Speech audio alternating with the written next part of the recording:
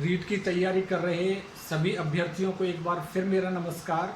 आज हम एक नया टॉपिक फिगर ऑफ स्पीच, जिनको अलंकार कहा जाता है, उसे हम प्रारंभ करने जा रहे हैं। फिगर ऑफ स्पीच का प्रयोग पोइट्स के द्वारा अपनी पोएम्स को डेकोरेट करने के लिए या कहें हम एम्बेलिश करने के लिए, सजाने के लिए प्रयोग किया जाता है।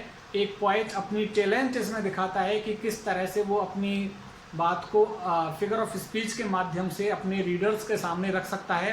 तो इसी अलंकारों फिगर ऑफ स्पीच की कड़ी में सबसे पहले हम अलिट्रेशन को लेके बात करते हैं, जो अलिट्रेशन आपके सिलेबस में दिया हुआ है। अलिट्रेशन यहाँ लिखा हुआ है। अलिट्रेशन का मतलब है अनुप्रास। अनुप्रास अलंकार होता है ये। और अनुप्रास अलंकार क्या होता है? रिपीटेशन ऑफ सेम लेटर, एक जैसे अक्षर की पुनरावृत्ति, या हम कहें repetition of same sound in a sentence, एक जैसी ध्वनि की पुनरावृत्ति एक वाक्य में जब होती है तो वो अलिट्रेशन कहा जाता है। तो अलिट्रेशन को हम पहले इसकी एक परिभाषा लिख लेते हैं और फिर इसके एग्जाम्पल्स हम आपके सामने रखेंगे, जिससे कि आपको ज़्यादा क्लियर होगा, क्योंकि वहाँ आपसे एग्जाम्पल ही पूछा जाएगा, एग्जाम्पल दिया जाएगा और पूछा जाएगा इसमें कौन सी फिगर ऑफ स्पीच यूज हुई है। तो थोड़ा सा इसकी डेफिनेशन हम देख लेते हैं। तो डेफिनेशन क्या होगी इसकी? The occurrence of same letter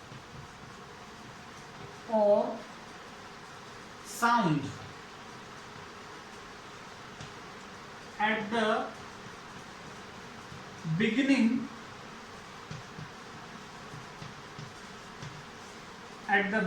of closely connected words.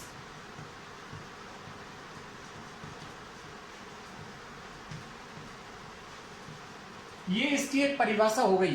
वो परिभाषा क्या है? The occurrence of same letter, एक जैसे लेटर, एक जैसे अक्षर का आना वाक्य में, और साउंड, एक जैसी ध्वनि का आना at the beginning of closely connected words, जो नजदीक नजदीक शब्द लिखे हुए होते हैं या एक दूसरे से जुड़े हुए जो शब्द हैं सेंटेंस के अंदर, उनका जो शुरुआती अक्षर देखा जाए उन शब्दों का, तो या तो वो शुरुआती अक्षर एक जैसा होगा या फिर उस शुरुआती अक्षर की ध्वनि दूसरे शब्द की, तीसरे शब्द की एक जैसी आएगी।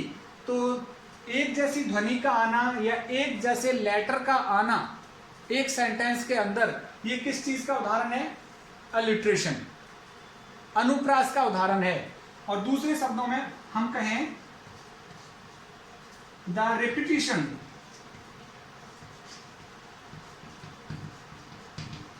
of consonantal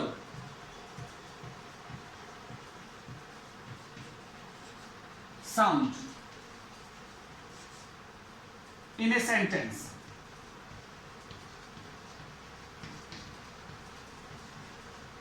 The repetition of consonantal sound की पुनरावृत्ति होती है किसकी? कॉन्सोनेंटल साउंड। ये इंपॉर्टेंट है, इसके लिए अलिट्रेशन के लिए बहुत इंपॉर्टेंट है। कंसोनेंटल साउंड, व्यंजन की ध्वनि का बार बार आना एक वाक्य में, वो क्या कहलाता है?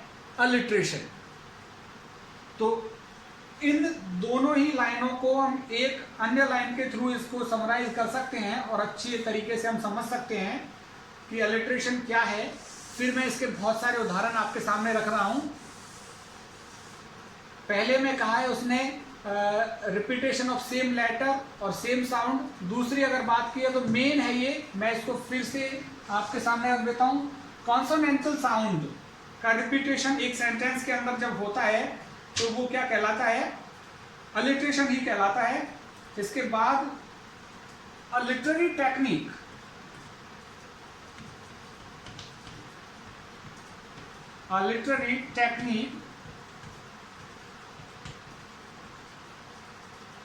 a literary technique of repeating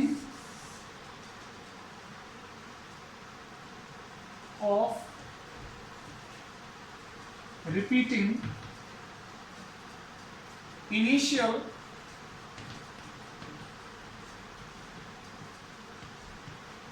consonant sound. तो इन तीनों परिभाषाओं से क्लियर हो रहा है कि अलिट्रेशन क्या चीज है।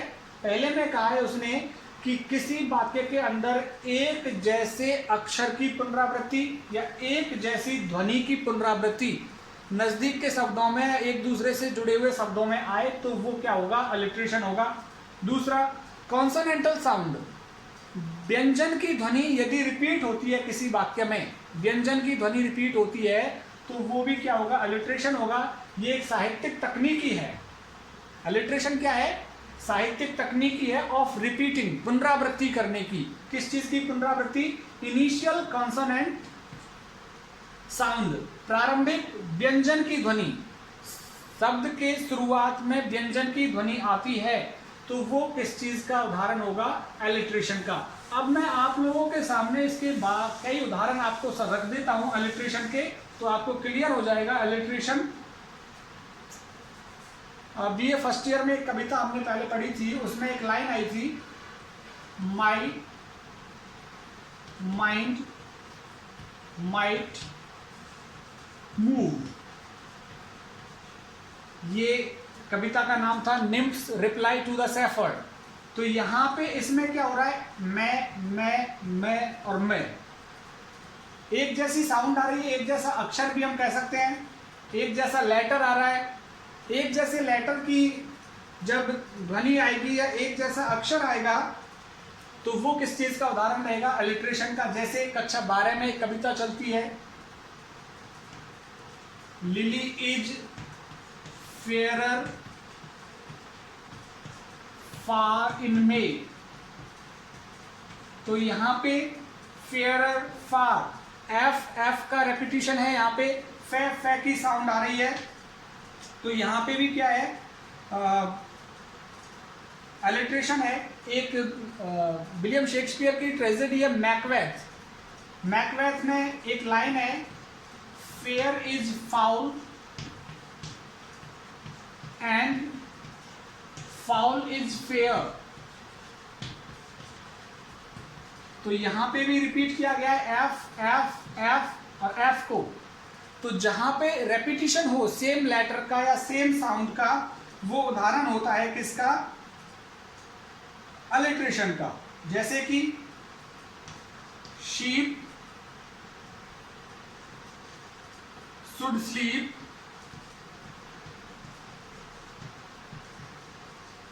इन शेड। तो यहां पे भी आप दे सकते हैं से और से की साउंड बार बार से आ रही है।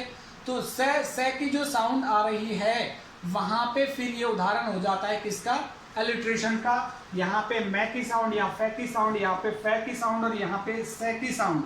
जैसे सी Seng a song of 6 pens, उसने 6 आने का गाना गाया। तो यहाँ पे एस एस एस क्या रिपीटेशन हो रहा है। तो जिस सेंटेंस के अंदर रेपिटेशन हो जाता है एक जैसी ध्वनि का या एक जैसे अक्षर का, तो वो वहां पे क्या होगा, अलिट्रेशन। अलिट्रेशन के जैसा ही एक दूसरा फिगर ऑफ स्पीच है जो कि एजोनेंस के नाम से आपके सिलेबस में है। एजोनेंस बिल्कुल अनुप्रास अलंकार ही है। अलिट्रेशन में तो क्या होता है, व्यंजन की ध्वनि बार बार से रिपीट होती है। इसमें क्या होता है, vowel sound is repeated in a sentence.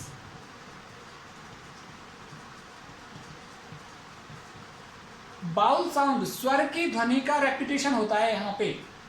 Alliteration में क्या होता है, कॉन्सोनेंट की ध्वनि का रेपिटेशन होता है। और एजोनेंस में क्या होता है, स्वर की ध्वनि का रेपिटेशन होता है। अलिट्रेशन और एजोनेंस में यही अंतर है। अलिट्रेशन कॉन्सोनेंट की ध्वनि का रेपिटेशन करता है और एजोनेंस स्वर की ध्वनि का रेपिटेशन करता है। इसका एक शानदार रोमांटिक एग्जाम्पल मैं आपके सामने देता हूं। I lie down closely, I lie down by the side of my bride. जैसे कोई नई नई शादी हुई है किसी की, नई नई शादी हुई है तो वो क्या कहेगा, आई लाई डाउन, मैं लेट गया जा करके, by the side of my bride, मेरी दुल्हन की बगल में जा करके मैं लेट गया। तो यहाँ पे देखिए आई, लाई, यहाँ पे आ और ई लगातार चल रहे हैं, आई, लाई, बाई, साई और ब्राई।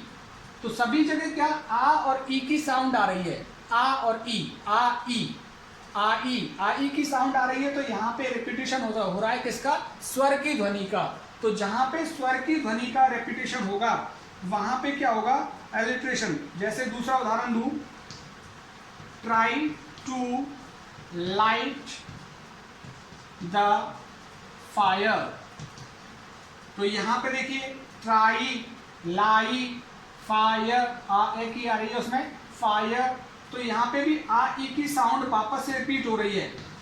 तो जहां पे स्वर की ध्वनि रिपीट होती है वो एजोनेंस होता है। जैसे एक एग्जांपल और मैं आपके सामने रखता हूं, my dear come near, my dear come near without fear.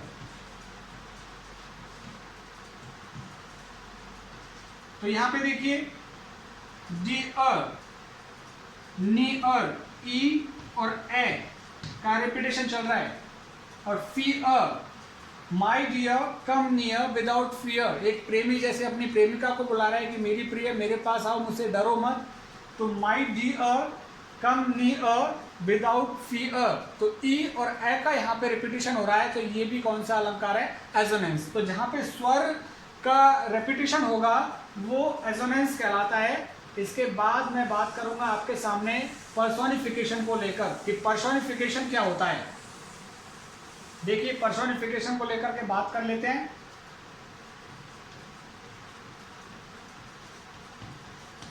Personification,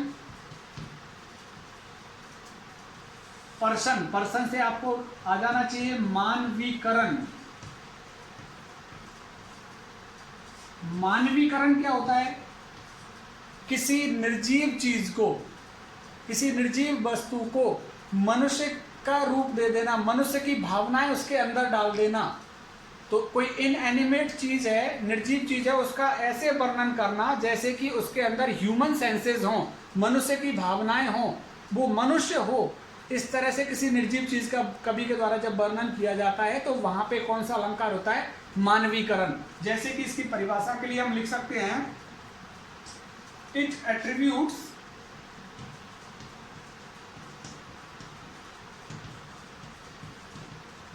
human sensibility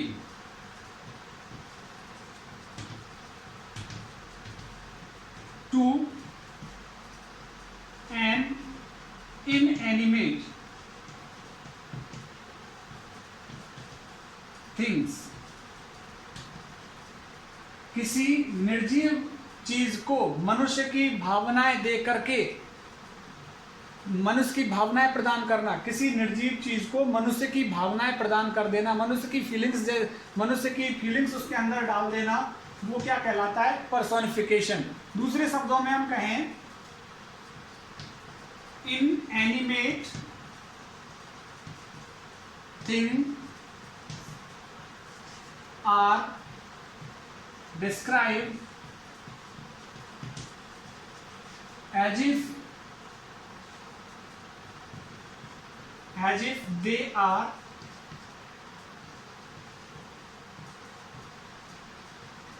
human being। Inanimate things, निर्जीव चीजों को ऐसे वर्णन किया जाता है जैसे कि मानो वो मनुष्य हैं। तो कवि के द्वारा क्या किया जाता है, निर्जीव चीजों को मनुष्य का रूप दे दिया जाता है। तो वहां पे निर्जीव चीज को मनुष्य का रूप देना किसका उदाहरण है, पर्सोनिफिकेशन का। इसके एग्जांपल्स मैं आप लोगों के सामने रखता हूं, जैसे the leaves waived in the wind।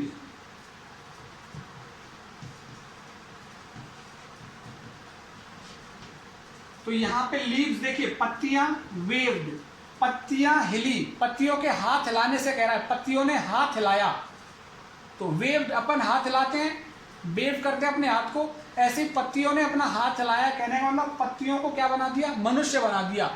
पत्तियां लहराई हाथ के जैसी, तो हवा में पत्तियों ने हाथ हिलाया अपना। तो यहाँ पे पत्तियों के हाथ होते हैं क्या, नहीं होते। तो पत्तियों को क्या दे दिया है, मनुष्य का रूप दे दिया है। जैसे दूसरा उदाहरण मैं कहूं, मिसफॉर्च्यून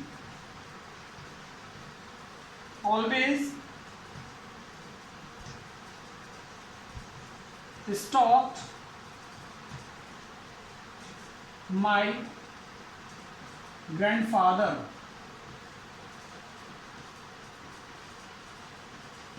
कहने का मतलब मिसफॉर्च्यून, दुर्भाग्य, ऑलवेज स्टॉक्ड, हमेशा चला, स्टॉक मीन्स पीछा किया, मिसफॉर्च्यून दुर्भाग्य ने हमेशा पीछा किया मेरे दादाजी का।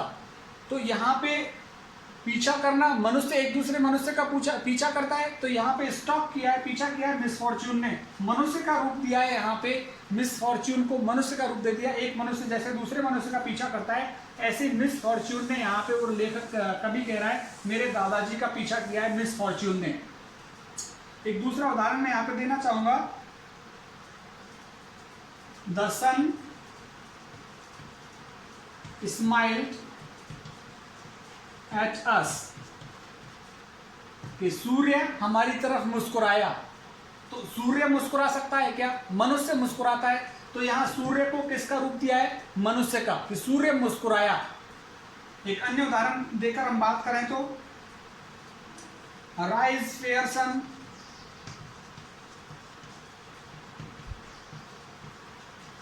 And kill the envious moon. तो यहां पर अगर अराइज फेयर सन, कि न्यायप्रिय सूर्य तुम जागो, एंड किल और मार दो, जागो और मार दो किसको, ईर्ष्यालु चंद्रमा को। तो यहां पे सन मारने का काम कर रहा है, सूर्य मार रहा है। जैसे इंसान किसी दूसरी चीज को मारता है, ऐसे सूर्य यहाँ पे किसी को मार रहा है, मारने का काम कर रहा है। तो यहाँ पे भी सन को किसका रूप दिया गया है, मनुष्य का रूप दिया गया है। यहाँ पे भी सन को किसका रूप दिया है, मनुष्य का। मिसफॉर्च्यून में भी, दुर्भाग्य में, दुर्भाग्य शब्द में भी किसका, मनुष्य का रूप दिया गया है। तो किसी निर्जीव चीज को मनुष्य का रूप दे देना पर्सोनिफिकेशन का उदाहरण होता है। तो यहाँ पे आज हमने 3 चीजों को डिस्कस किया है। अलिट्रेशन, जो कि रिपीटेशन ऑफ कॉन्सोनेंटल साउंड है, व्यंजन की ध्वनि की पुनरावृत्ति है, या व्यंजन अक्षर की पुनरावृत्ति एक वाक्य के अंदर।